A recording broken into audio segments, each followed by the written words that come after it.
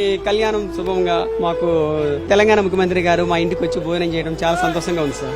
అది ఎందుకంటే ఈ ట్రైబల్ ఏరియాలో ఈ ఎస్టీ నాయకోడ్ ఇళ్లలో తెలంగాణ ముఖ్యమంత్రి గారు వచ్చి భోజనం చేయడం అనేది అది రాముల వారి వరం అనుకోవడం సార్. సీఎం గారు ఏదో వేరే రకంగా తింటారు అనుకోవడం అనేది అనుకున్నాం సార్. కానీ పేదవాళ్ళు ఎలా తింటారో ఆ భోజనమే పెట్టాం సార్.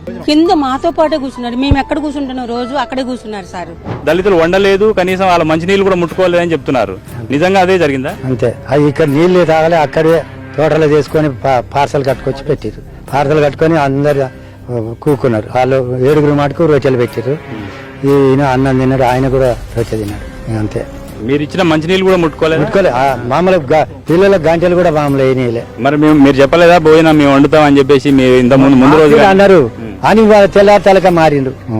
తెచ్చుకొని తినిపోయినట్టే. మా ఇళ్ళలో ఏం తిన్నట్టుంది ఆయన.